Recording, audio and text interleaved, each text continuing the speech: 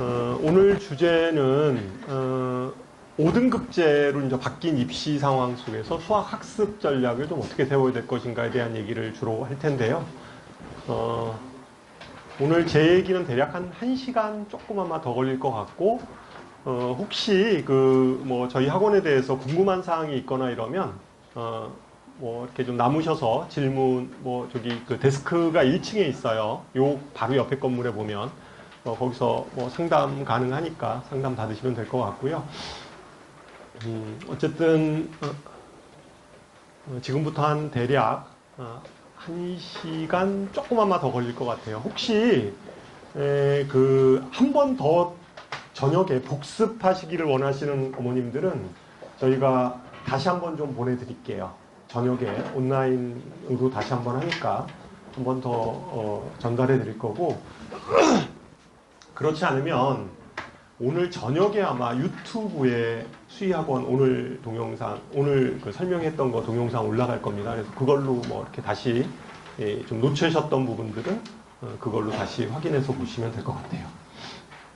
일단 시작하기 전에 지금 중3 어머님 한번 손들어 보실래요? 중3. 대부분 중3. 중2, 중2, 중1. 중2, 중1. 초등 어머님들도 일부 좀 계시죠? 오늘 제 얘기는 주로 중3, 중2, 중1 이쪽 어머님들 대상으로 해서 제가 좀 말씀을 드릴 거고요. 자, 오늘 저희 학원 설명회는 저희 학원에 대한 커리큘럼 설명회 이런 것들은 거의 안 합니다. 그러니까 거의 안 해요. 거의 얘기를 안 해요. 얘기를 안 하고 그 부분에 대해서 관심 있는 것들은 그냥 상담 개인적으로 하시면 데스크에서 상담해 드리도록 하겠습니다. 그래도 저희 학원에 대해서 처음 오신 어머님들 혹시 계실까봐 저희 학원에 대해서 간략하게 좀 말씀드리면, 저희 학원은 1998년도에 처음 이 자리에서 설립이 됐고요. 처음에 만들어졌고 지금 한 25년 정도 됐어요. 연수로는 25년 정도 됐고, 저희 학원은 주로 처음 시작은 고등부 학원에서 출발을 했습니다. 그래서 분당 지역에 그 당시에 비평준화 지역이었는데 고등학생들 대상으로 해서 처음 수학학원이 열렸고요. 그 다음에 이제 중등, 초등 이렇게 거꾸로, 보통 학원들은 초등, 중등, 고등 이렇게 만들어지잖아요. 근데 저희 학원은 거꾸로 고등부 하면서 중등, 초등 이렇게 만들어진 학원입니다. 지금 현재 대략 원생 수는 한 4,000명 정도 있고요. 보통 한 학년에 한 50개 반 정도 이렇게 개설이 되어 있습니다. 그러니까 과정별로 수학은 진도가 중요하잖아요. 그래서 그리고 또 학생들도 진도가 다 다르니까 진도별로 이렇게 편성이 돼 있고, 그래서 그냥 절차는 와서 테스트 보시고 진도 맞는 반에, 레벨 맞는 반에 반배정 받으시면 됩니다. 저희 학원의 모토는 주로 좀 대입의 관점에서 학생들을 지도하려고 노력을 하고 있고요.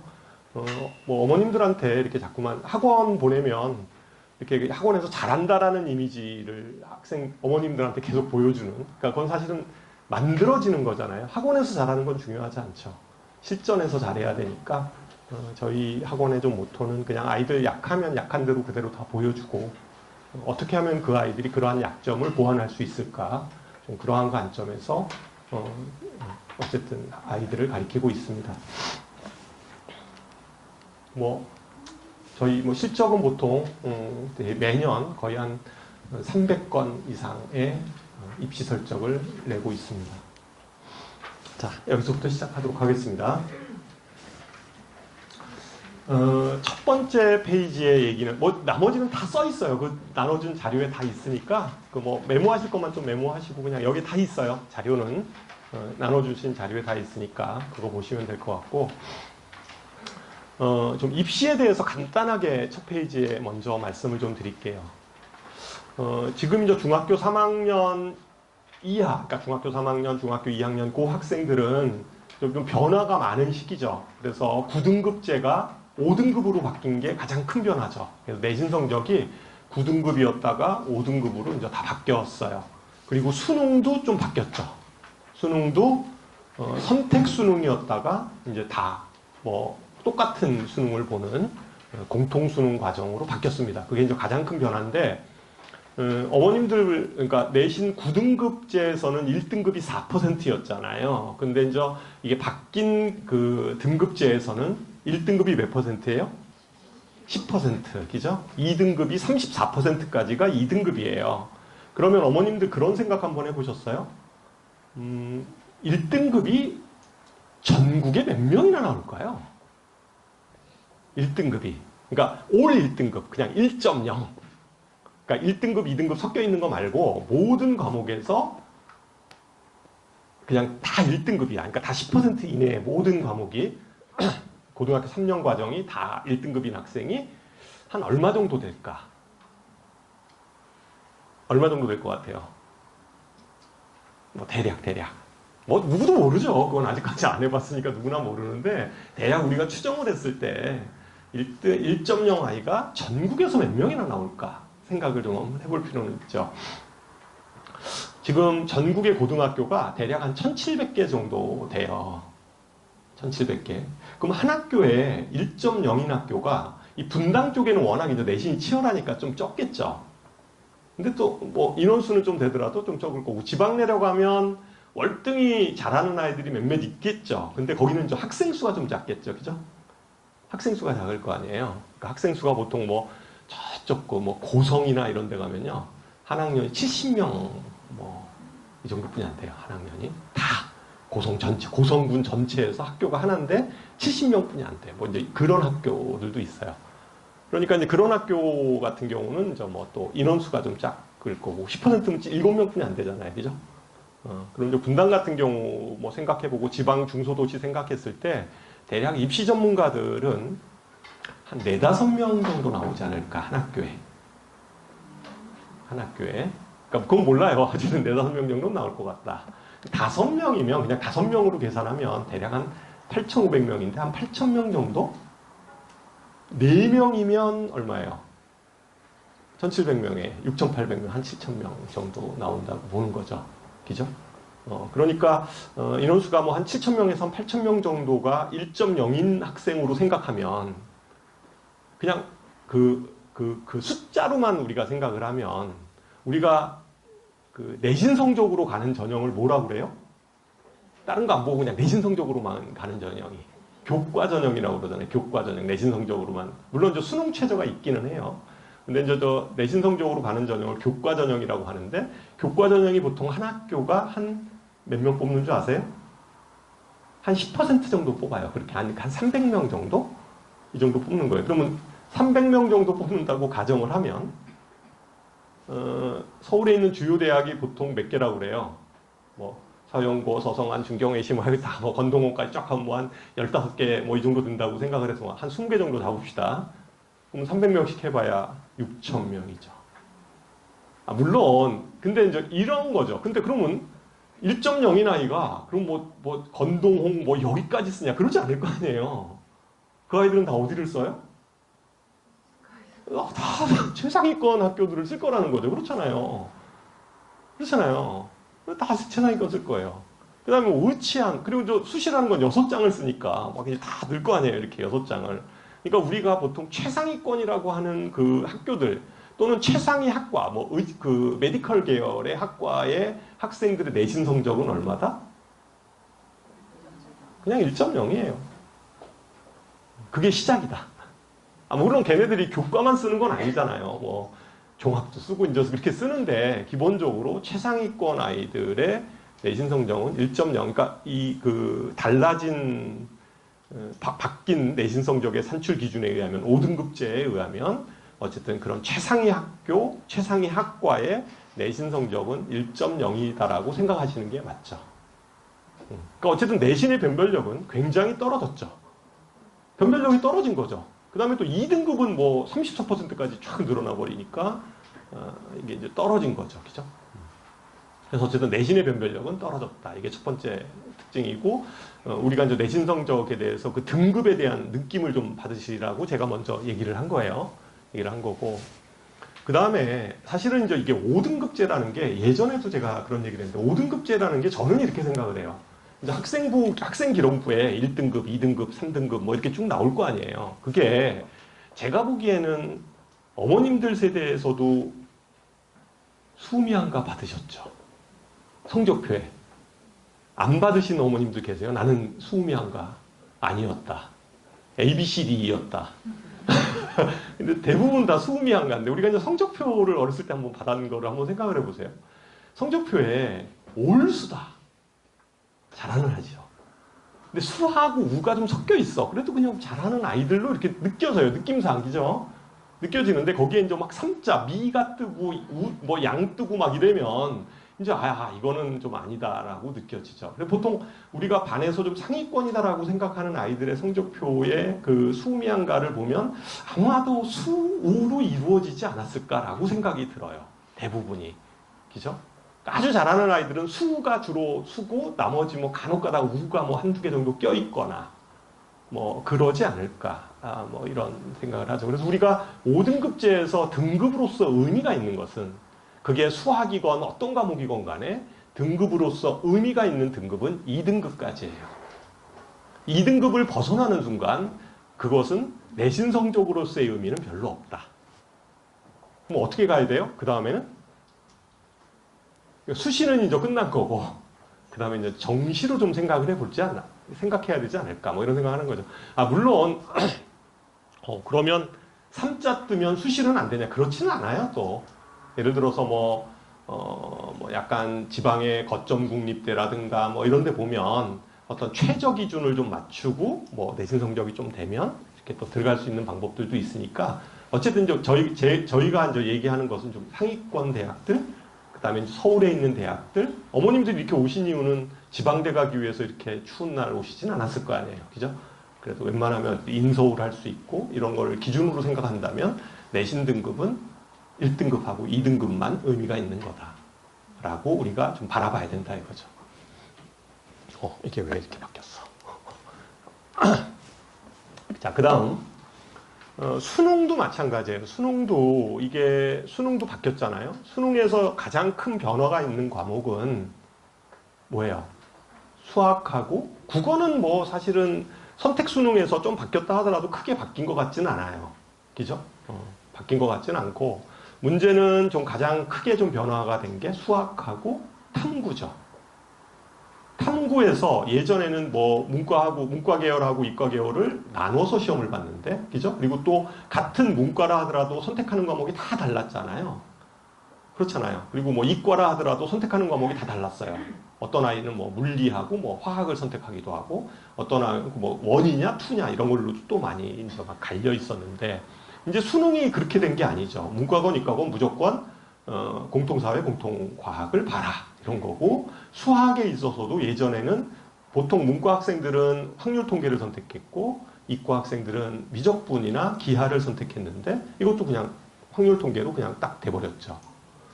그렇게 되다 보니까 수능에서도 어떤 문제가 생기냐면 쉽게 얘기해서 이런 거예요. 수능에서 만약에 정시파라면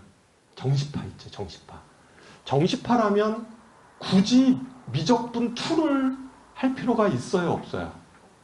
없죠.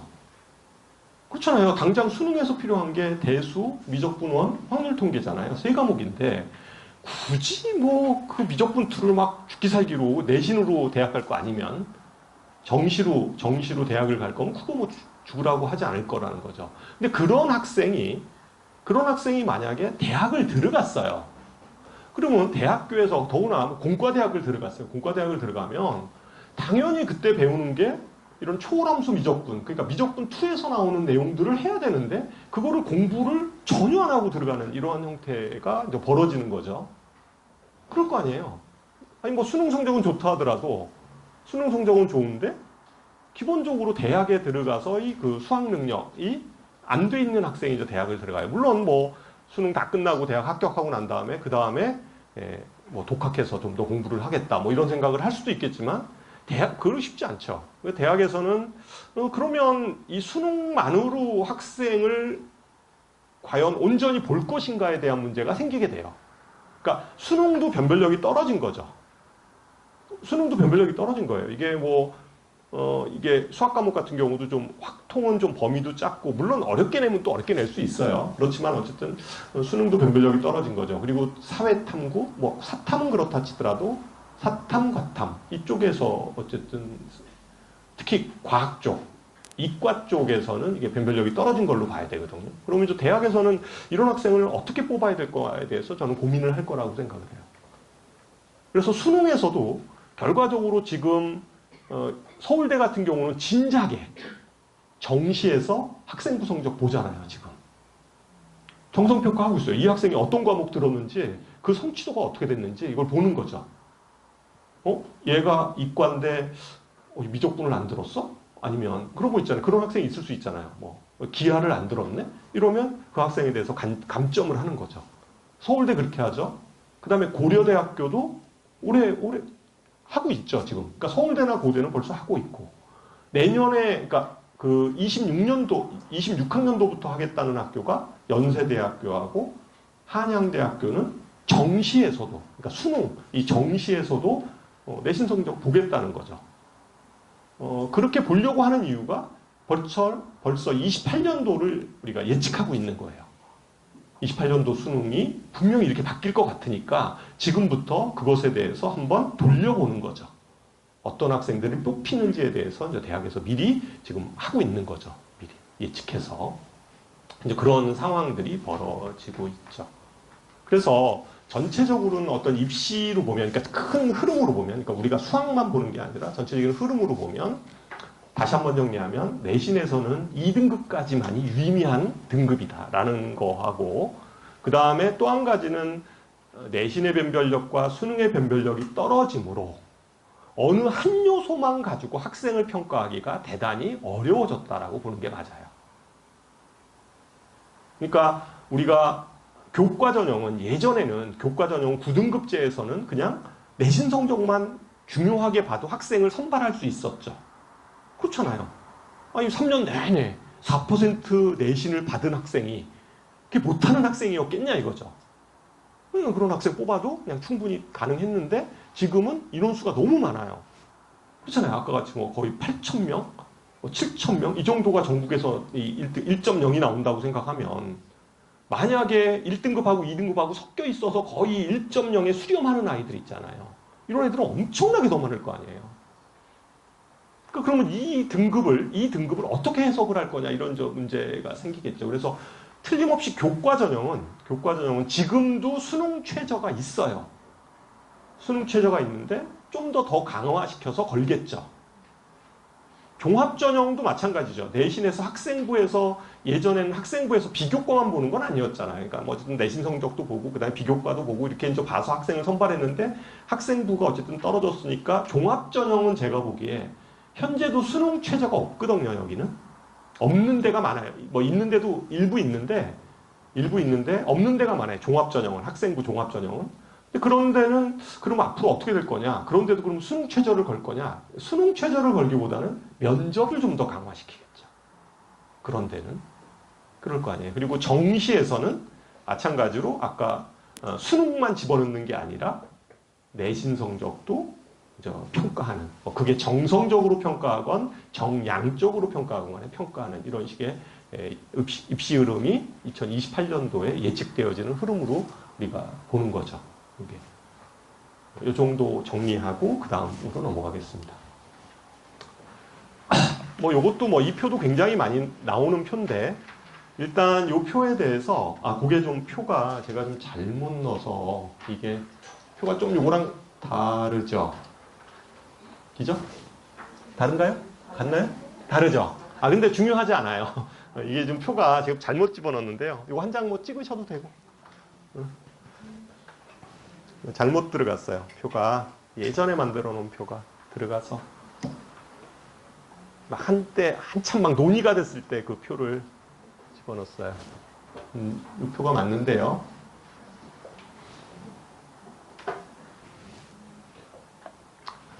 지금 이 표에서 제가 얘기하고 싶은 얘기는 뭐냐 하면 지금 이 빨간색 있죠. 이 빨간색이 뭐예요? 수능 과목이죠. 빨간색이 수능 과목이고 여기 파란색 기하하고 미적분 두 개를 더 했어요. 자, 제가 여기서 이제 정리해야 될 얘기는 문과 학생이다. 문과 학생이다. 그러면 내신으로 반드시 요 빨간색 3개는 듣겠죠. 왜? 수능 과목이기도 하니까.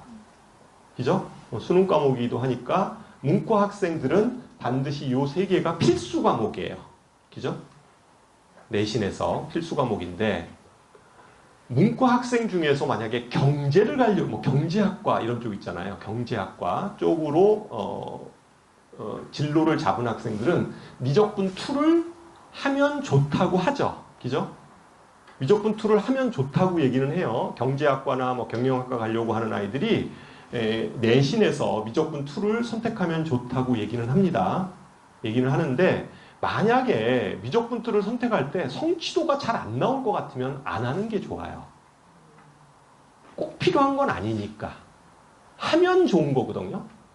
해서 잘하면 좋은 건데 그렇지 않으면 예를 들어서 뭐 미적분 2를 선택했는데 양 나올 거면 안 하는 게 낫죠. 그렇잖아요. 미 나와도 안 하는 게 좋을 것 같아.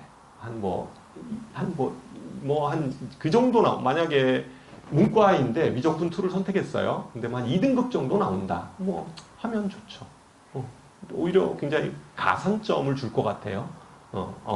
네가 문과임에도 불구하고 미적분 2를 했네. 이렇게 가산점을 줄 것 같아요. 그래서 어쨌든 이 문과 아이들은 요 3과목이 필수 과목이에요.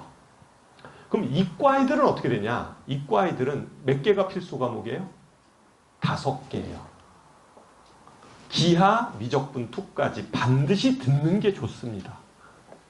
확률 통계, 대수, 미적분원, 확률 통계는 어차피 저게 수능 과목이잖아요. 그러니까 당연히 해야 되는 거고, 기하와 미적분 2도 반드시 하는 게 좋다. 해야 돼요. 이거 필수 과목이에요. 필수 과목. 이거는 반드시 해야 되고, 그래서 어쨌든 저 5개 과목을 반드시 이수하는 게 좋다. 내신으로 수시를 조금이라도 생각한다면 정시에서도 이거를 볼 것 같아요. 아까 그랬잖아요. 정시에서도 수능의 변별력이 떨어지면서 얘가 어떤 과목을 들으려고 했는지에 대해서 볼 것 같다. 물론 모든 대학이 그러진 않을 것 같아요. 모든 대학이 그렇진 않아요. 아까 같이 지금 현재 수능에다가 정시에서 수능에다가 내신까지도 이렇게 같이 결합해서 평가하는 학교는 서울의 주요 대학 4개잖아요. 현재 연세대학교, 한양대 합류하면 4개 대학이니까 그게 좀 더 확산될 것 같기는 한데 그거는 상위권 대학 얘기예요. 그래서 어쨌거나 이과 아이들은 요 5개가 필수다. 일단 선택 과목에서. 그리고 변별력에 있어서는 저는 이렇게 예측을 해요. 수능 과목은 학교에서도 어차피 이게 내신 공부가 수능 공부가 돼야 되잖아요. 그렇잖아요. 내신 공부가 수능 공부가 돼야 되니까 수능 과목, 요 빨간색 3가지는 학교에서도 내신 평가할 때 상당히 어렵게 출제할 거다. 당연히. 그렇잖아요. 이걸 쉽게 하면 아이들이 나중에 고3 가서 이렇게 뭐 남는 게 별로 없고 수능 준비도 잘 안 되고 이러니까 틀림없이 이것은 굉장히 어렵게 하는데 상대적으로 이 기하라는 단어, 요기하고 미적분 2는 이제 수능 과목에서 빠져버렸잖아요. 그래서 고등학교 1학년 학생들은 학교에서 저것까지 아주 어렵게 출제하진 않을 것 같아요. 그렇게 출제하진 않을 것 같다. 그러면 우리가 이제 어머님들 중등부 어머님들이니까 뭐 중3 어머님들은 이제 겨울방학 좀 남겨놔서 사실은 좀 그렇지만 중학교 1학년, 중학교 2학년 어머님들 같은 경우에는 그럼 선행학습 전략을 어떻게 짜는 게 좋으냐 뭐 이런 것들이 있을 수 있잖아요. 어떤 것들을 좀 중점적으로 좀 생각을 해서 하고 예전에는요. 현재 고등학교 1, 2, 3학년 학생들은 보통 요게 수원이었잖아요. 대수가 수원, 미적분 원이 수투였잖아요. 그러니까 대수하고 미적분 원은 좀 어쨌든 이게 수능 과목이니까 좀 깊이 있게 하고 그 다음에 좀 생각했던 게 미적분 2를 좀 깊이 있게 했어요. 적어도 수능 과목이니까, 그죠? 기하는 어차피 자기가 수능으로 선택할 거 아니니까 아주 깊이 있게 하지는 않았어요. 양도 적고. 그리고 확률 통계도 사실은 저게 양이 많지는 않아요. 확률 통계도 양이 많지는 않아요, 저게. 근데 물론 어렵게 내면 어렵게 낼 수 있는 과목이에요. 근데 틀림없이 확통은 그래서 양이 작아서 저것도 좀 순위에서 그냥 학기 중에 뭐 아니면 방학 때 그냥 이렇게 해도 되는 과목으로 이게 확률 통계가 취급을 받았어요. 그런데 어쨌든 제가 수능 과목으로 이제 편성이 됐으니까 조금은 제의 위상이 높아진 거예요. 그러니까 선행을 할 때 제가 보기에는 어떤 어머님들, 저도 이제 맘카페를 자주 들어가서 보는데 어떤 어머님들 이렇게 질문하는 거 보면 대수하고 미적분원 다음에 미적분 2 하지 말고 확통해야 되는 거 아니에요? 뭐 이런 식의 글이 올라오더라고요. 그 부분은 저는 이렇게 생각을 해요. 학년이 좀 임박한 학년 있잖아요. 중3이거나 이런 학생들은 대수 미적분 1 한 다음에 임박한 학생들은 확률 통계하는 게 저는 낫다고 생각해요. 어차피 2학년 때 저거 보통 많이 깔려 있거든요. 그리고 수능 과목이니까 하는 게 좋은데 뭐 한 1학년 학생이 선행해서 꽤 시간적 여유가 있어요. 시간적 여유가 미적분 2도 할 수 있고 확통도 할 수 있고 이 정도 시간적 여유가 있어. 이 학생이 이렇게 그 진도 그 기간으로 보면 그러면 무엇을 하건 상관없어요. 왜냐하면 요 미적분 1하고 미적분 2가 또 연계되잖아요. 연계되고 이러니까 그거는 뭐 상관이 없습니다. 상관이 없으니까. 그리고 시기적으로 보면 미적분 2는 고3에 깔려요. 현재도 그렇고 앞으로도 그렇고 고3에 주로 깔리니까 주로 이제 확률 통계에 어쨌든 위상이 좀 높아진 건 분명하다. 그리고 난이도에 있어서도 예전처럼 그냥 확률 통계를 후룩 이렇게 하기보다는 좀 이렇게 좀 심화 부분에 대해서 좀 신경을 써서 이건 수능 과목은 좀 반드시 그럴 거고 학교 내신도 그렇게 출제가 될 거다라고 예측해 볼 수 있어요. 그리고 나머지 이 부분들은 조금 예전처럼 이렇게 힘을 확 실을 필요는 좀 없지 않을까 이런 생각이 듭니다. 전체적인 거. 그 다음에 그 보통 어머님들이 이제 교육과정 편성표를 보셨죠. 학교별로. 뭐 관심이 저희들도 뭐 설명회 하면 그 교육과정 편성표 얘기 계속 하잖아요. 교육과정 편성표에 보면 뭐 고급 대수, 그다음에 뭐 고급 미적분 뭐 이런 것들이 있어요. 뭐 아니면 고급 기하 뭐 이런 것들이 이제 깔려 있는 학교들이 있어요. 어떤 학교들은 뭐 그런 것들은 그냥 아예 안 까는 학교들도 있고 어떤 학교는 까는 학교도 있고 그런데 저는 개인적으로 대학에서 평가할 때 요 5과목을 중요시 여기지 그 외의 부분들 있잖아요. 이 부분들은 수학에서 그거를 물론 들어서 많이 들으면 뭐 나쁠 건 없겠지만 이것이 안 된, 요 5과목이 안 된 상태에서 그런 것들을 많이 듣는 건 별로 좋아하지 않아요. 왜냐하면 이게 핵심 과목이기 때문에 그래요. 그래서 요 5과목에 대해서 집중하는 게 중요하지 아까 했듯이 뭐 고급 대수, 고급 미적분, 고급 기하 이런 거에 대해서 별로 그렇게 현혹 뭐 이렇게 너무 신경 안 써도 돼요. 그리고 그게 저는 제가 이거 얘기해도 되는지 모르겠다. 촬영 중인데 이게 고3에 편성돼 있어요. 주로 아까 했듯이 뭐 고급 미적분, 고급 기하 뭐 이런 것들이 그럴 거 아니에요. 근데 고3 뭐 2학기 때 주로 깔려 있거든요. 수능을 앞두고 있어요. 그죠? 그럼 그 시간에 뭐 해야 될지 알겠죠? 선택해도. 그죠? 그러니까 그거에 대해서는 크게 부담 갖지 않으셔도 돼요. 무슨 얘기인지 아시죠? 네, 그럴 것 같아요. 제 느낌은. 그 시간에 과연 저걸 가리킬까? 뭐 이런 생각이 좀 들어요. 어쨌든 뭐 그렇습니다.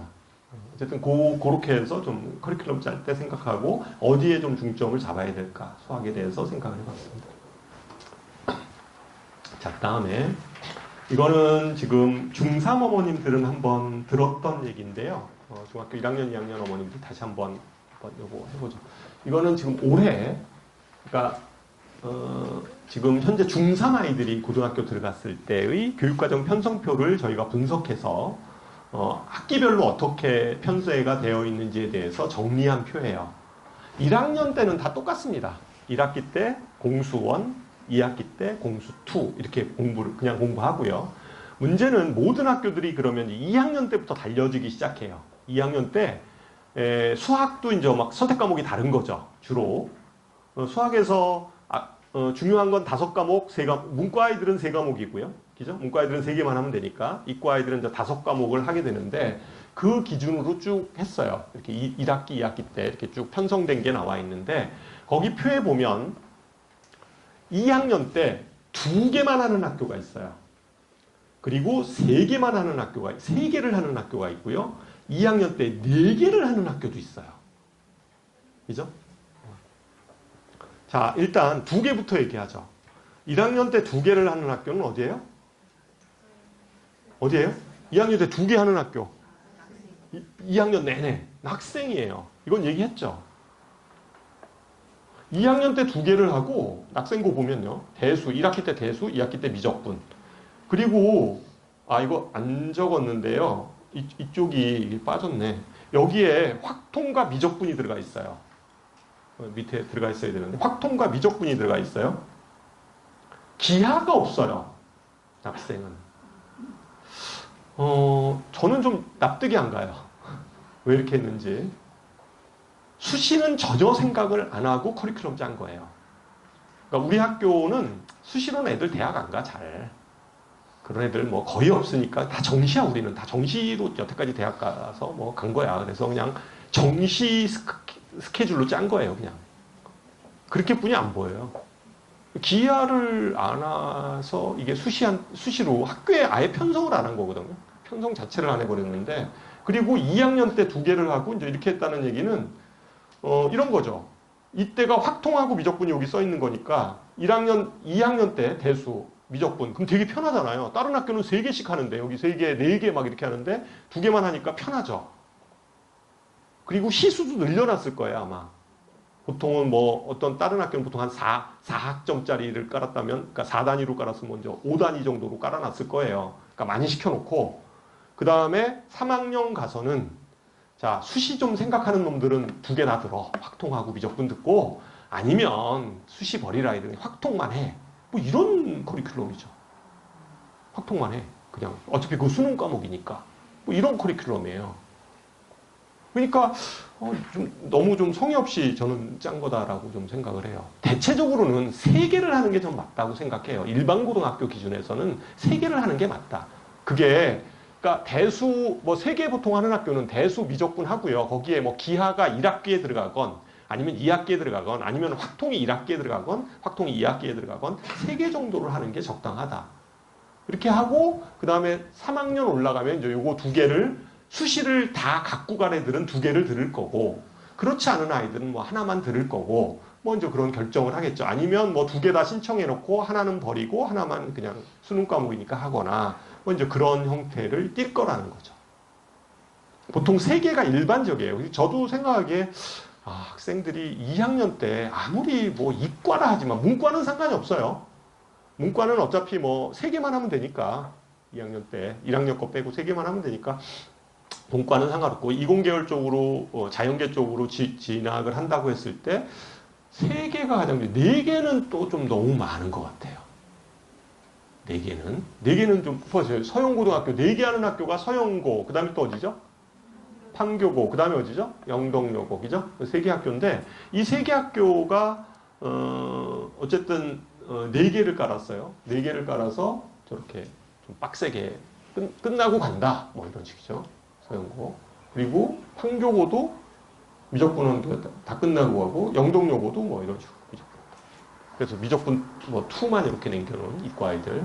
문과 아이들도 2학년 때 다 수능 과목 다 끝내놓고 그다음에 이제 3학년 올라가겠다. 이제 뭐 이런 식의 전략이죠. 이과 아이들은 좀 무리가 되더라도 4개 해.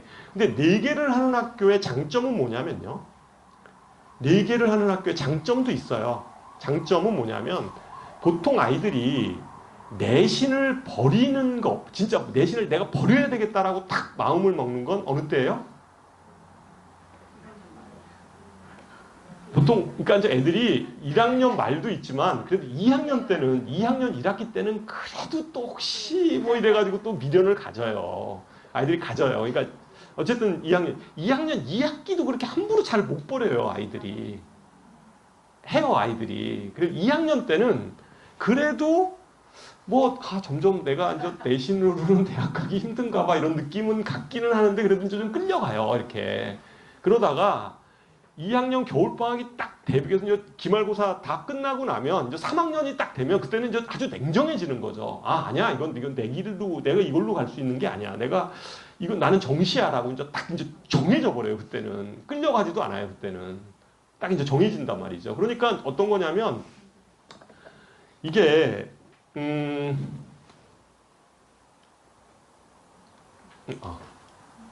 여기 보면 만약에 이런 학교들 같은 세개하는 학교를 보세요. 세개하는 학교. 세개하는 학교는 이렇게 세 개 하다가 3학년 때 확통하고 미적분을 하잖아요. 그러면 여기서 그 정시파이들, 수능으로 대학 가려고 하는 아이들 미적분 투 선택 안 하죠. 그냥 확통만 하면 되잖아요. 어차피 수능 과목인데. 그리고 과학도 뭐 애들 막 사회 듣고 이러는 분위기예요, 요새. 그러니까 문이과 벽이 없어졌잖아요. 사탐과탐도 그 정시에서도 뭐 그 사회 과목 듣고선도 이렇게 자연계열 지망할 수 있고 막 이렇게 돼요. 지금 상황이. 물론 상위권 대학들은 불리한데 그래도 뭐 그런 학교만 있는 건 아니잖아요. 그러니까 뭐 중위권 대학이나 뭐 이런 거 생각하면 막 그런 식의 전략을 짜거든요, 아이들. 그러니까 이때는 애들이 그냥 냉정하게 이것만 들을 수 있죠. 그러면 뭔가 상위권 입장에서는 전교권 아이들은 어떤 생각이 드냐면 좀 밑에서 깔아주는 애들이 있어야 되잖아요. 그래서 자기가 등급이 올라가지. 인원수가 좀 돼야 되잖아요. 10%가 되면 예를 들면 뭐 한 30명 해가지고 30명 신청했는데 10%면 3명이잖아요. 근데 뭐 애들이 그래도 한 150명 막 이렇게 하면 한 15명 되고 이렇게 되잖아요. 만약에. 반만 생각해도. 그러니까 뭐 그런 거 생각하면 2학년 때 이렇게 깔아주면 어쨌든 애들이 선택을 할 수밖에 없고 이렇게 거기다 또 아마 막아놨을 거예요. 뭔가 이렇게 커리큘럼 자세히 분석해보면 저거를 꼭 선택하게 만들어놨어. 반드시. 그러면 이제 2학년 때 아이들이 대체적으로 좀 많이 선택을 하는 거죠. 그러니까 모집단이 커지는 거예요. 그러면 10%의 학생이 늘어나니까 이제 그런 것들도 염두에 둘 수가 있죠. 그래서 그 교육과정 편성표는 단순하게 이렇게 볼 거는 아니고 좀 자기가 가려고 하는 고등학교는 명백하게 좀 이렇게 좀 볼 필요가 있어요. 어떻게 짜는 게 어떤 의미로 학교에서 이걸 짰는지에 대해서 좀 볼 필요가 있죠. 근데 그런 또 장점은 있어요. 한편으로. 근데 이거는 좀 수학이 약한 아이들은 가서 깔으라는 얘기죠. 그렇잖아요. 그러니까 수학이 좀 잘하는 애들은 이런 데 가도 상관없는데 수학이 좀 약한 애들은 근데 이과를 가고 싶어. 그럼 이런 데 가면 완전히 뭐 2학년 때 아주 그냥 밑에 바닥 깔으라는 얘기죠. 그냥 쉽게 생각하면. 그런 것들은 좀 볼 필요가 있죠. 그래서 어쨌든 장단점은 있다. 어떤 학교는 또 이런 학교들도 있어요. 저기 어디 용인이나 이런 쪽 보면 이렇게 깔아놓고 3학년 때 3개, 그러니까 지금 그 낙생고등학교는 기하를 뺀 2개잖아요. 그런데 그 용인에 이제 그런 학교들을 보면 어떤 학교더라? 기억이 잘 안 나는데 여기에 3개를 깔아놨어요, 이렇게. 여기에 이제 어떻게 까냐면 확통, 기하, 미적투야. 확통, 기하, 미적투를 3개를 쫙 깔아놨어, 3학년 때. 3학년 그것도 1학기 때. 1학기 때 그렇게. 그러면 아까 했듯이 자연계 애들이 수시로 대학 가려면 5개 다 듣는 게 유리하다고 그랬잖아요. 그럼 3학년 1학기 때 3개 다 들으라는 얘기예요, 이거.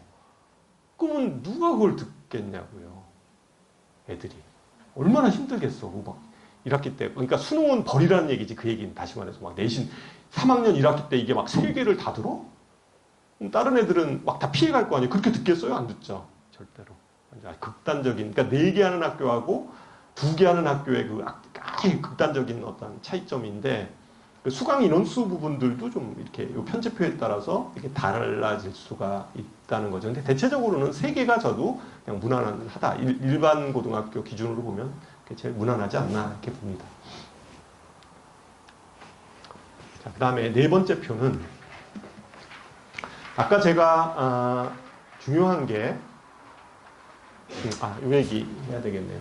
자, 이게 현재 고등학교 1학년, 현재 고등학교 1학년 있죠. 현재 고등학교 1학년에 대한 내신 성적에 대한 그 성취사항이에요. 학업 성취사항, 수학 성취사항, 수학 과목에 대한 성취사항인데, 자, 여기에 학교의 점수 분할 방식이 고정 분할과 추정 분할 이렇게 2가지가 있다고 했는데,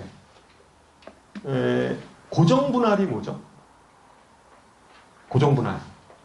90점은 A, 90점 이상은 A, 80점 이상은 B, 뭐 이런 식으로 이렇게 아예 딱 정해놓은 게 고정분할이에요. 고정분할이 있고, 그 다음에 추정분할이라는 건 뭐냐면요. 추정분할은 학교 선생님이 미리 시험 문제를 내요. 일단 시험 보기 전에. 그래서 거기에 난이도가 있을 거 아니에요. 난이도. 뭐 1번 문제는 뭐 쉬운 문제야. 2점. 뭐 예를 들면 뭐 19번 문제는 어려운 문제야. 뭐 6점. 뭐 이런 식으로 이렇게 점수를 쭉 해놨을 거 아니에요. 난이도를 해놓고. 그래서 그거를 그 교육부에서 제공하는 프로그램에다 넣어요. 그 난이도에 따라서 그걸 다 지정을 해가지고 1번은 뭐 몇 번 문제, 점수는 2점 뭐 이렇게 넣으면 프로그램에다 교육부에서 제공하는 프로그램에다 넣으면 그 프로그램에 의해서 1등급은 그렇잖아. A는 몇 점이야? 뭐 85점이야. B는 뭐 75점이야, 70점이야. 이런 식으로 이렇게 그거를 넣어요. 이게 점수가 나와요. 그 난이도로 딱 집어넣으면 점수가 나와요. 그럼 그거대로 아이들한테 미리 공지를 해요. 야, 너희들 85점 이상 돼야지 A야.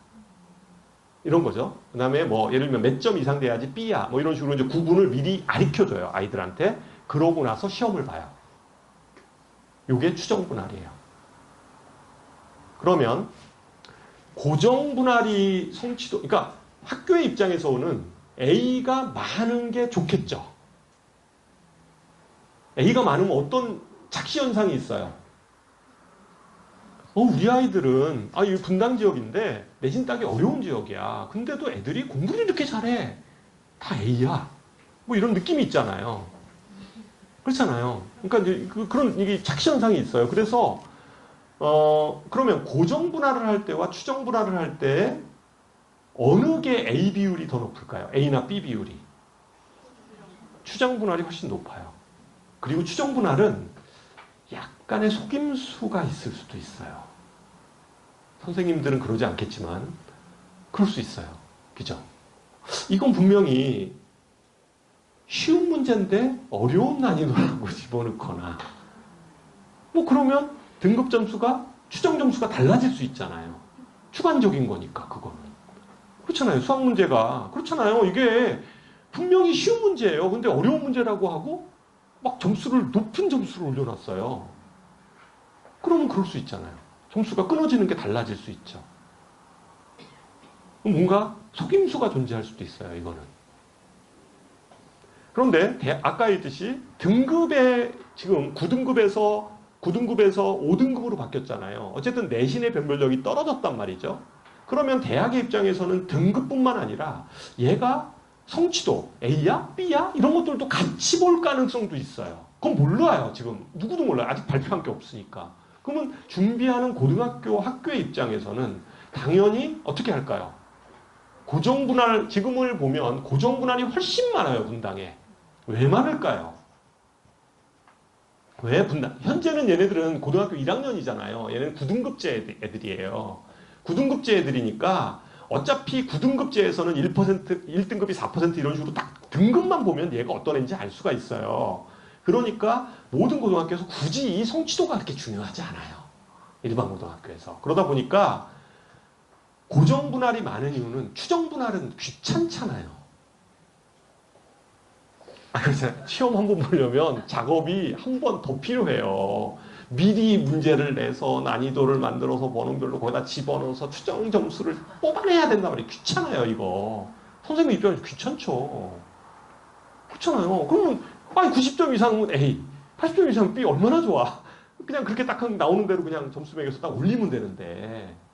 그러니까 예전에는 고정분할이 많았는데 이제 바뀐 입시에서는 현재 중3부터는 제가 예상컨대는 추정분할이 많을 것 같아요.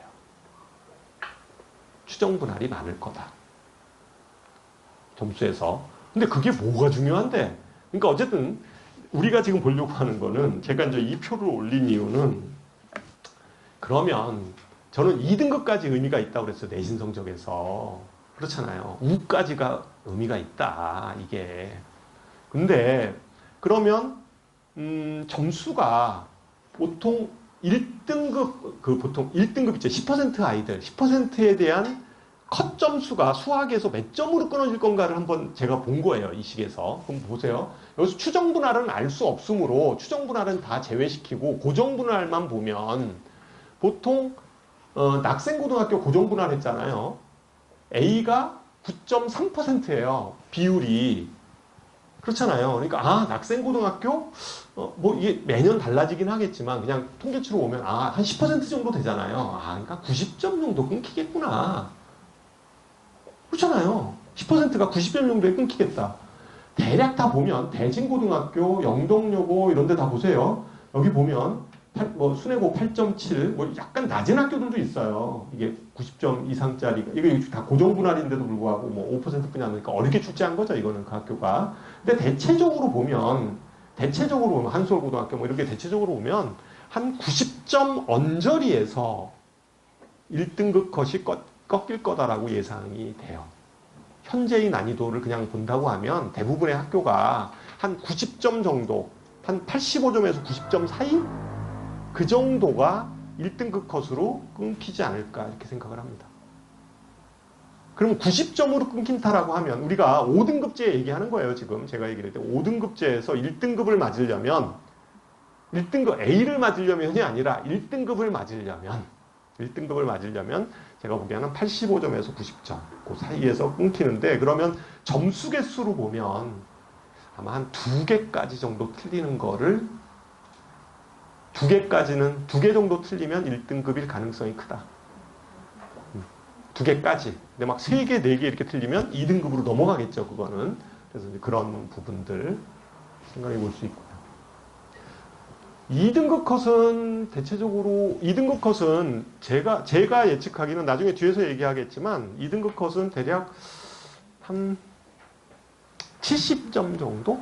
34%니까 70점 정도에서 끊기지 않을까 이렇게 생각이 저는 이제 그냥 지금 현재 난이도로 보면 그 정도로 끊길 걸로 예상이 돼요. 문항수로 얘기하면 한 5개 정도? 5개에서 뭐 난이도에 따라 다르지만 한 5개 정도. 6개, 5개, 6개 정도? 그 정도 거기까지 틀리면 2등급. 커트라인 기준에서 그 정도 걸리지 않을까 이렇게 예상합니다. 그래서 어쨌든 지금 여기서 제가 보여주고자 하는 것은 이제 고정분할인 학교를 본 거고요. 고정분할에서 한 10% 정도 되는 고정분할 10% 되는 아이들이 여기 끊기는 거 보면 대략 학교 난이도에 따라 뭐 다르기는 해요. 이게 90점 정도 아마. 자, 그 다음 수행평가하고 지필평가의 비율이에요. 대부분은 6대 4입니다. 그러니까 지필이 6이에요. 그리고 수행이 4입니다. 지필이 6이고 수행이 4인데 제가 지필이야 뭐 어쨌든 이제 시험 아까 얘기했던 거고요. 여기 수행평가 얘기를 좀 해보고 싶어서 그래요. 자, 수행평가는 대체적으로 학교에서 이렇게 미리 수행평가에 대한 기준을 줘요. 뭐 이렇게 기준을 줍니다. 이렇게 줘서 이걸 가지고 이제 채점을 하는데 예를 들어서 뭐 늘 푸른 고 이렇게 볼까요? 늘 푸른 고 그냥 여기 용어에 좀 익숙해지라고 하나 예를 가지고 볼게요. 늘 푸른 고등학교는 수행평가가 지필이 60%고요. 수행이 40%래요. 그래서 수행의 기준에는 수리 논술, 논술형이에요. 그게 15점이에요. 그죠? 다 주관식으로 15점을 평가한다는 거죠. 이게 뭐 하는 거예요, 이거? 수리 논술. 이름은 수리 논술 이렇게 써 있지만 뭡니까? 그냥 쪽지 시험 보는 거예요. 쪽지 시험 보는 거죠, 주관식으로. 그죠? 그래서 어쨌든 문제 가지고 시험 보는 거예요. 그 다음에 이건 독서 프로젝트 논술형. 책을 읽게 하거나 뭐 이래가지고 그걸 뭐 정리해서 쓰게 하는가 보죠. 그리고 여기 보면 배움 노트 작성. 뭐 개념, 노트 필기, 이렇게 개념 노트. 이거는 그리고 관찰형이에요. 그러니까 이제 수업 시간에 조는지, 뭐 그런 거 있잖아요. 숙제를 잘 해오는지, 뭐 이런 것들 관찰해서. 관찰형, 이거는 다 그거예요. 수업 시간에 태도. 그런 거 있잖아요. 관찰형은 다 그런 거예요. 수업 태도, 뭐 이런 것들, 뭐 숙제 뭐 해왔는지 안 해왔는지, 그거 체크해가지고 나중에 그런 점수들을 얘기하는 거예요. 그런데, 제가 얘기하고자 하는 것은 전체적으로 보면 우리가 수시, 정시 말고요. 정시는 어차피 수능에다가 이제 수능이 주니까 뭐 그건 그렇다고 치고. 전 수시 얘기를 지금 하는 건데, 우리가 지금 모인 것도 내신 때문에 그런 거잖아요. 내신 학습법 얘기니까. 내신은 다 수시잖아요. 수시하고 관련된 건데. 내신에 대한 변별력이 9등급에서 5등급으로 떨어지면서 변별력이 떨어졌단 말이죠. 떨어졌으니까, 아까 얘기했듯이 처음 첫 장에서 제가 얘기한 게, 교과 전형이건 종합 전형이건 간에 분명히 어떤 정성적인 평가를 할 거라는 거죠. 얘가 어떤 과목을 수강했는지, 그 다음에 그 수강에 있어서의 이렇게 특기상, 그러니까 세부 능력 특기상, 세특이라고 하잖아요. 뭐 이런 것들도 이렇게 어쨌든 이게 교과나 종합이나 어쨌든 구분이 별로 없어질 것 같아요. 교과나 종합의 구분이 없어지면서 그냥 전체적인 어떤 학생의 학습 태도나 이런 것들을 계속 이제 보는 거죠. 그러니까 학생부 전체가 좀 들어가는 전형이 점점 커질 가능성이 크다라고 보는 거죠. 그렇다면 학생부의 그런 세부 능력 특기 사항이나 이런 것들이 상당히 자세하게 기술이 되어 있는 게 중요하잖아요. 좋게. 그리고 아주 구체적으로 기술이 돼야 되는 거죠. 어머님들 외대부고 있죠. 외대부고 1학년 때 집필하고 수행평가 비중이 몇 대 몇인 줄 아세요? 맞아요. 7대 3이에요. 7대 3. 수행이 7이에요. 그게 3이에요. 외대부고. 왜 그럴까요? 왜 그럴까? 왜 수행평가가 그렇게 많을까? 두 가지인데요. 두 가지 노림수죠. 하나는 국제계열 애들 때문에 그래요. 국제계열 애들 있잖아요. 국제계열 애들이 내신 성적이 1학년 때부터 확 지필이 커져버리면 얘네들 성적이 안 나와요. 수행이 많으면 좀 만들 수가 있잖아요. 그렇잖아요. 수학이 좀 주관적 요소가 많이 들어가니까 좀 만들어줄 수가 있잖아요. 여러 가지 다른 어떠한 평가 요소를 가지고 지필 말고 지필 외적인 걸 가지고 좀 만들어줄 수 있으니까 그런 장점이 하나 있고요. 그 다음에 또 한 가지는 1학년 때 생기부가 굉장히 풍성해지는 거예요. 그렇잖아요. 1학년 때 이거 많이 집어넣으니까 뭐 수학만 그러겠어요. 다른 과목들도 막 집어넣을 거 아니에요. 그러니까 그런 것들이 풍성해지니까 쓸 거리가 많은 거죠. 선생님들이. 그런데 제가 이제 얘기하는 공립고등학교들이나 이런 데는 좀 비슷해요. 이렇게 좀 어떻게 보면 구태연애 사실은 평가하는 게 그냥 쪽지 시험 보고 뭐 책이나 읽으라고 그래서 뭐 독후감 정도 쓰게 하고 아니면 그냥 관찰 정도 하는 거라는 거죠. 그럼 이거 가지고 뭐 쓸 게 뭐가 있겠어요. 생각해봐요. 수학 과목에서 뭔가 이렇게 좀 신박한 게 좀 이렇게 좀 쓰여지면 좋잖아요. 근데 그런 어떤 소재들이 이걸 가지고 잡아내기 쉽지 않아요. 그나마 조금 제가 이렇게 저도 이걸 쭉 봤는데 요새 야탁고가 좀 잘 나가죠. 사립고등학교잖아요. 수시도 좀 약간 좀 성과를 내고 있고. 이 학교 한번 보세요. 수학 같은 경우에. 단원 마무리 문제 논술하기. 관찰형이에요. 이건 단원 마무리 문제. 그러니까 수업 시간에 나와서 풀게 하나 보죠? 관찰하는 거겠지, 풀게 하고, 이런 거 하나 보죠. 밖에 나와서 하게 하고, 이런 거 하나 보죠. 근데 여기는 이제 이게 관심 분야와 수학 연계 발표형이에요. 이거 내용을 보면 저는 그냥 이렇게 봤어요. 관심 분야와 수학을 연계시켜서 발표를 한다. 이거를 진짜 좀 잘하는 애들은, 관심 있게 하는 애들은 좀 많이 준비해서, 그러니까 어거지로 그냥 대충 하는 애들은 점수를 못 받겠죠. 그런데 만약에 전교권이라면 얘가 이거를 할 때 그냥 자기가 분명히 자기의 진로가 있을 거 아니에요. 그러한 진로하고 이러한 수학을 어떻게 연계시켜서 이거를 발표할 것인가에 대해서 고민하고 해야 되는 거죠. 그죠?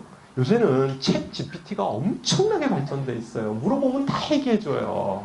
내 진로가 이건데, 내가 요새 나하고 관련된 어떤 탐구 논문 같은 거 좀 찾아줘. 그럼 찾아줘, 얘가. 그중에 제목만 좀 읽어봐. 제목 중에서 좀 아주 섹시한 제목들이 있잖아요. 그럼 그런 것들을 좀 가지고 좀 더 찾아보고 이래서 그런 것들을 해야 되는 거죠. 그래서 그런 것들이 자기 생기부에 녹아 들어가야 되는 거잖아요.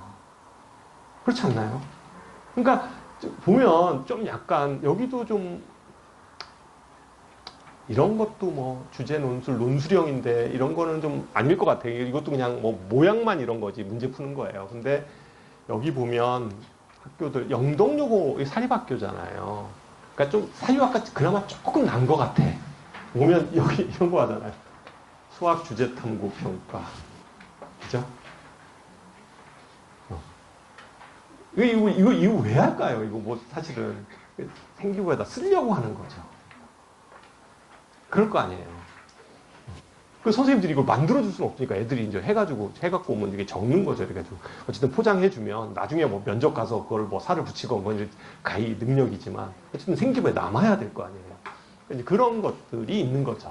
그래서 어머님들이 봤을 때 뭐 교육과정 편성도 좀 보지만 또 그 평가를 어떻게 하는지 좀 다 학교 알림에 다 올라가 있어요. 학교별로 찾아보면 다 있습니다. 어떻게 평가하는지.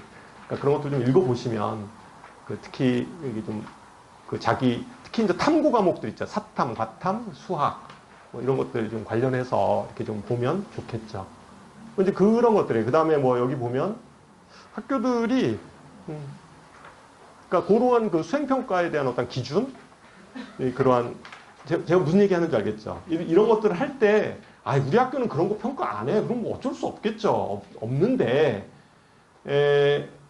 제가 얘기하고자 하는 것은 어쨌든 교과 평가의 영향 자체가 떨어졌기 때문에 뭔가 세부 능력 특기 사항이나 자기가 어떤 탐구를 하려고 자기 진로에 대한 어떤 탐구 내용들 이런 것들이 교과목에 반드시 좀 심리도록 노력을 해야 돼요. 어떠한 형태이건 간에. 아니면 선생님 찾아가서 내가 이거 관심 있어서 이거 지금 책도 읽고 이래가지고 이런 거 했어요. 이거 좀 적어주세요. 이렇게 해야 돼요.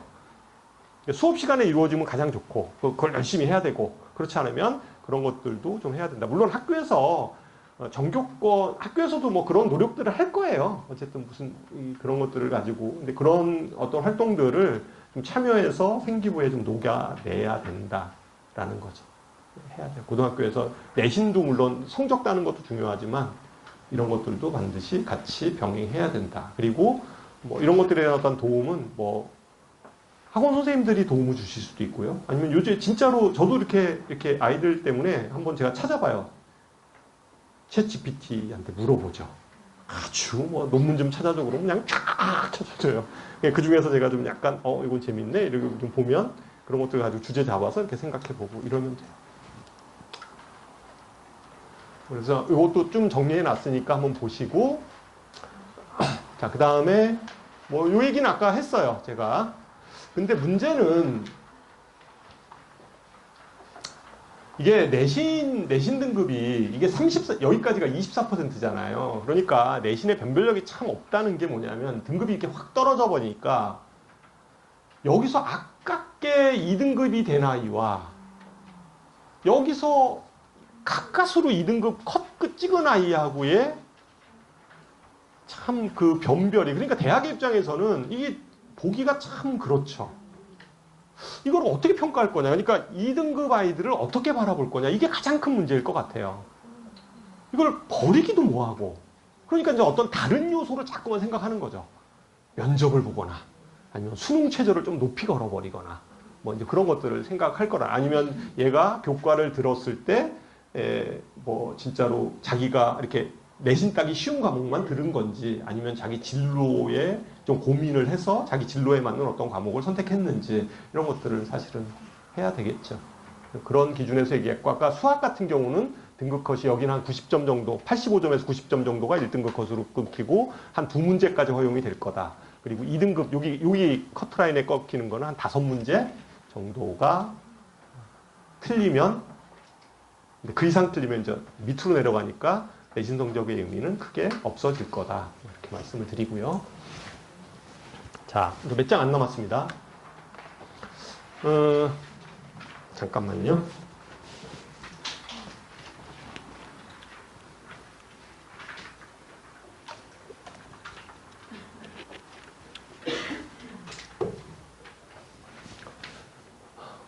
어쨌든 학교에서는 그게 9등급이건 5등급이건 간에 등급으로 나눈다는 거는 반드시 아이들을 변별해 내야 돼요. 만약에 10%를 넘어버리면 그 아이들 모두가 2등급으로 넘어가 버려요. 그러니까 학교에서는 그렇게 출제를 할 수가 없죠. 그러니까 어쨌든 변별력을 가질 수밖에 없어서 중요한 건 특히 1등급을 유지를 하려면 우리가 고난도 문제를 연습을 해야 돼요. 이건 수능을 위해서도 반드시 이제 그렇죠. 그러니까 수능도 그렇고 내신을 위해서도 요거를 이제 해야 되는 건데, 이 부분을 해야 되는 건데, 이 고난도 문제라고 했을 때 이 연습이 저는 저의 기준은 좀 평상시에 이루어져야 된다라고 제가 계속 말씀을 좀 드려요. 평상시에 이게 좀 이루어져야 된다. 그래서 근데 이 고난도 문제가 아이에 따라 좀 달라요. 그러니까 좀 아주 상위권 아이들이 요거 한 일주일 동안의 문항수예요. 위에 숫자는 이제 문항수를 저는 표현한 건데, 일주일에 보통 아이들이 풀어낼 수 있는 게 좀 상위권 아이들은 좀 고난도 문제를 한 20문제 정도, 그러니까 하루에 한 4문항? 다른 거, 뭐, 그거만 푸는 건 아니고요. 그러니까 기본적인 것들은 하고, 별도로 자기가 좀 어려운 문항을 좀 이렇게 풀어내는 거, 시간을 정해서 뭐 1시간이면 1시간 동안 푼다든가, 그렇게 할 수 있는 것들이 한 뭐 20문항, 하루에 한 4문항씩에서 주 5일, 그래서 한 20문항 정도 이렇게 할 수 있지 않을까. 그러면 이러한 그 문제는 그러면 소스가 뭐냐? 소스는 제가 보기에는 모의고사 문제 있죠. 모의고사 중에서 4점짜리. 그럼 모의고사 문제는 어디서 구하냐? 서점에 가면 엄청 많아요. 모의고사 문제들. 고등학교 1학년 과정에 대한 모의고사 문제 엄청 많이 나와 있으니까 그런 것들을 쓴다든가. 어쨌든 그렇게 해서 그 문제를 하루에 뭐 4문제면 4문제씩 이렇게 풀고 답 맞추고 자기가 틀렸던 것들은 왜 이걸 생각하지 못했는지 반성하고 다시 고치고 이런 일들을 좀 해야죠. 이렇게 좀 꼼꼼하게 해야지 그게 남아서 나중에 내신이건 수능이건 이게 연결이 돼서 이게 아이가 수학 실력이 발전을 해요. 반드시 요거 해야 돼요, 아이들이. 그렇게 되고 중위권 아이들은 그 문항수들이 똑같은 그러한 문항들이에요. 뭐 모의고사 문항이나 아니면 문제집에서도 문제집에 보면 보통 모든 문제집은 1단계, 2단계, 3단계로 이루어져 있어요. 그렇잖아요. 1단계는 아주 기본 문제고 2단계는 그냥 한 그걸 좀 발전시키는 문제고 3단계는 그것에 아주 심화된 어떤 문제들이 들어가 있어요. 그러니까 지금 제가 얘기하는 건 그 3단계 문제들을 얘기하고 있는 거예요. 문제집 기준으로 얘기하면 그 3단계 문제들을 좀 이렇게 나눠서, 그러니까 아이들이 뭐 선행을 한 학생이면 뭐 지금 수투를 나가요. 그럼 수투를 나가는데 그렇게 고난도 문제는 못 풀어요. 그러니까 그때는 그냥 수학상, 뭐 수학하 이거 가지고 하면 되잖아요. 배웠던 거 가지고 그런 고난도 문제를 연습해야 되는 거죠. 연습해야 된다. 그래서 이런 애들은 보통 한 3문제 정도, 뭐 그 정도 중있고 2등급 아이들. 좀 하위권 아이들 있죠. 3등급 이하 아이들, 이런 아이들은 문제를 모의고사 문제를 하면 하나도 아마 못 풀 거예요. 그러지 말고 예를 들면 그거는 난 뭐 2등급, 2단계 정도 문제도 괜찮다고 보는 거예요. 이 아이들한테는. 2단계 문제라도 하루에 뭐 하여튼 좀 정해서 문제를 풀어나가는 거. 그 수준에 맞게. 뭐 2단계 문제전 그 정도로 해서 뭐 아니면 뭐 거기에 뭐 1단계 문제, 그러니까 뭐 이런 모의고사 문제 있잖아요. 3단계 문제를 뭐 한 문제 정도씩이라도 뭐 한다든가, 한 문제나 2문제 정도 한다든가 이렇게 섞어서 이렇게 좀 해야 되는 거죠. 저희 학원에서는 아예 이렇게 책을 만들어서 월별로 학생을 그러니까 별도로 그냥 줘요. 그래서 선생님들이 좀 관리하게. 그래서 이렇게 해서 뭐 하루에 이렇게 4문제면 4문제 이렇게 풀게 하고 하죠. 그리고 반별로 다를 거 아니에요, 난이도가. 저희가 뭐 아까 얘기했듯이 40개, 50개 반이 있으면 그 아이들이 다 뭐 잘하는 반은 아니잖아요. 그러니까 잘하는 아이들도 있고 좀 뭐 아주 천천히 수학이 좀 늦은 아이들도 있고 이러니까 그 맞춰서 그거는 조절을 하죠. 이렇게 시키는 편이고. 그리고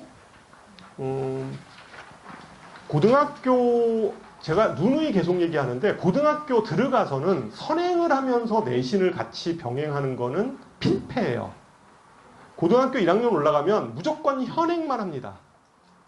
선행은 아예 그냥 그건 뭐 방학 때나 좀 하세요. 그냥 학기 중에는 무조건 선행은 없다. 현행만 한다. 그것도 버겁다. 뭐 수학이건 뭐건 간에 모든 과목이 다 그래요. 선행할 시간 없다. 그냥 현행만 한다. 이게 기본 전략이고요. 그 다음에 저희 학원은 좀 그렇게 하는데 이게 그냥 저희 학원 예시인데 저희는 아예 만약에 우리가 중간고사다 그러면 중간고사가 이제 5월 달에 보잖아요. 5월 달에 보면 3월 한 달 동안은 다시 한번 이렇게 유형 연습을 시켜요. 근데 유형 연습 시킬 때 뭐 센 이런 거 시키는 게 아니라 그냥 이런 교재를 써요. 저희 학원 교재입니다. 그냥 이렇게 교재가 보통 2권 정도를 만드는데요. 보통 상위권 아이들이 쓰는 교재가 있고요. 그 다음에 보통 중상위권 아이들이 쓰는 교재가 있어요. 중상위권 아이들이 쓰는 거 있고. 그 밑에 단계의 아이들은 그냥 그 중상위권 쓰는 교재에서 선별해서 좀 쓰게 해요. 다 풀지 않고 좀 선별해서 쓰게 하는데, 어쨌든 그냥 시중 교재를 쓰지 않고 요 교재에 보면 모의고사도 들어가 있고, 그 다음에 그 중간고사 범위에 좀 꼭 풀어야 될 기출에서의 핵심 유형들하고, 뭐 그 다음에 고난도 문제들 뭐 이런 거 다 들어가 있어요. 그래서 요걸 가지고 한번 시켜요, 여기까지. 그리고 학교 프린트를 계속 봐주는데, 학교 프린트를 이렇게 계속 봐줄 수 있는 이유는 저희 학원 같은 경우는 그냥 학교별로 반편성을 합니다. 고등학교 1학년부터는 학교별이에요, 무조건. 뭐 예를 들면 뭐 서영고등학교 뭐 1반, 2반 뭐 이런 식으로 나눠서 이렇게 학교별로 시킵니다. 그리고 왜냐하면 내신 시험은 국가에서 내는 게 아니잖아요. 학교 선생님이 내시는 거예요. 그렇잖아요. 학교 선생님이 내는 거니까 학교 선생님의 의중이 굉장히 중요합니다. 그 선생님이 강조하는 내용들이 있잖아요. 그게 저는 이제 프린트에 있다라고 보는 거죠. 그래서 그런 학교 프린트를 어쨌든 계속, 그리고 학교 프린트를 한꺼번에 책으로 주는 선생님도 계시지만, 학교로 아예 그냥 책으로 딱 주는 학교들도 있지만, 보통은 선생님들이 어떻게 돼요? 낱장으로 주죠. 뭐 3장, 뭐 4장 이런 식으로 주니까 계속 받아가지고 이제 이걸 계속 풀게 하는 수밖에 없어요.